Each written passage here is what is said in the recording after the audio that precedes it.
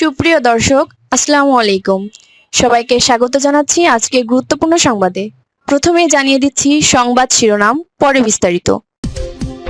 ইসরায়েলে ফের ইরানের ব্যালিস্টিক মিসাইলের হামলা। এদিকে ইসরায়েলের পর আমিরাতেও ইরানের ড্রোন ও মিসাইল হামলা। সর্বশেষ যুক্তরাষ্ট্রের একাধিক সেনাকে আটক করা হয়েছে। শুনছিলেন সংবাদ শিরোনাম, এখন বিস্তারিত। তার আগে হৃদয় ছুঁয়ে যাওয়া একটি অনুরোধ। যদি আয়াতুল্লাহ আলী খামেনির নামটি শুনে আপনার বুকের ভেতরটা ভারী হয়ে আসে, যদি ভোরের সেই খবর, একটি দীর্ঘ অধ্যায়ের সমাপ্তি আপনাকে নীরবে কাঁদায়, যদি মনে হয় এই বিদায় শুধু একজন মানুষ নয়, একটি সময়, একটি সংগ্রাম, একটি ইতিহাস বিদায় নিল, তাহলে কমেন্টে লিখুন, হে আল্লাহ, তুমি আয়াতুল্লাহ আলী খামেনিকে জান্নাতুল ফেরদাউস দান করুন।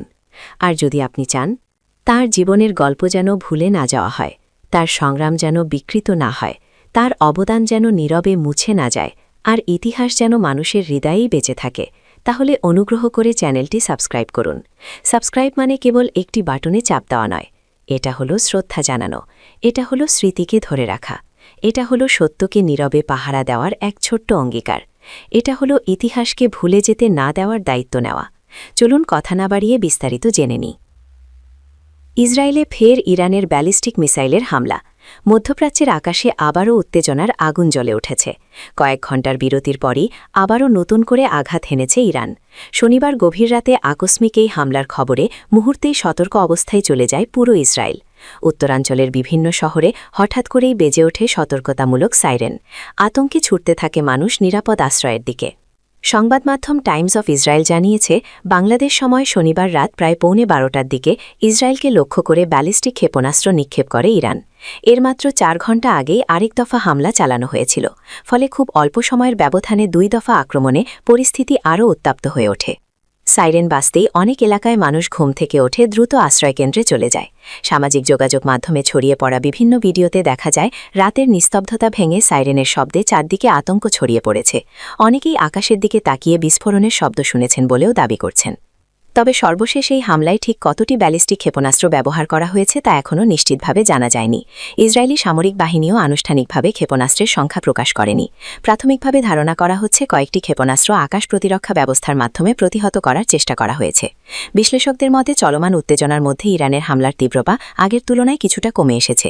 যুদ্ধ শুরুর প্রথম দিকের হামলাগুলো ছিল তুলনামূলক বেশি শক্তিশালী ও বড় পরিসরের, কিন্তু সাম্প্রতিক হামলাগুলো অপেক্ষাকৃত সীমিত আকারে হচ্ছে বলে ধারণা করা হচ্ছে। তবুও প্রতিটি হামলায় ইসরায়েলের নিরাপত্তা পরিস্থিতিকে নতুন করে নাড়িয়ে দিচ্ছে। ইসরায়েলের উত্তরাঞ্চলের বেশ কয়েকটি এলাকায় সতর্ক অবস্থান নেওয়া হয়েছে। সামরিক বাহিনী আকাশ প্রতিরক্ষা ব্যবস্থা সক্রিয় রেখেছে এবং সম্ভাব্য আরও হামলার আশঙ্কায় সেনাদের উচ্চ সতর্কতায় রাখা হয়েছে। স্থানীয় প্রশাসন নাগরিকদের অপ্রয়োজনে বাইরে বের না হওয়ার পরামর্শ দিয়েছে। এই হামলার পেছনে ইরানের কৌশলগত বার্তা থাকতে পারে বলেও মনে করছেন আন্তর্জাতিক নিরাপত্তা বিশ্লেষকরা। তাদের মতে মাঝে মধ্যে হামলা চালিয়ে চাপ বজায় রাখা এবং প্রতিপক্ষকে মানসিকভাবে অস্থির রাখা, এটাই হতে পারে তেহরানের পরিকল্পনা। অন্যদিকে ইসরায়েলও এই পরিস্থিতিকে অত্যন্ত গুরুত্ব দিয়ে দেখছে।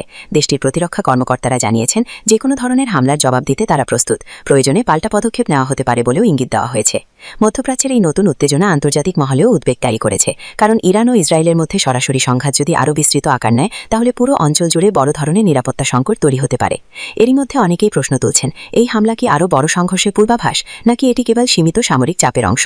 স্পষ্ট উত্তর এখনও পাওয়া যায়নি। তবে একের পর এক মিসাইল হামলার ঘটনায় এটা পরিষ্কার যে পরিস্থিতি এখনও পুরোপুরি শান্ত হয়নি।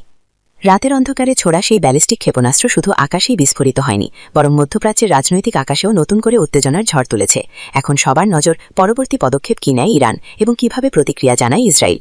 পরিস্থিতি যে আরও নাটকীয় দিকে মোড় নিতে পারে সেই আশঙ্কা উড়িয়ে দিচ্ছেন না কেউই।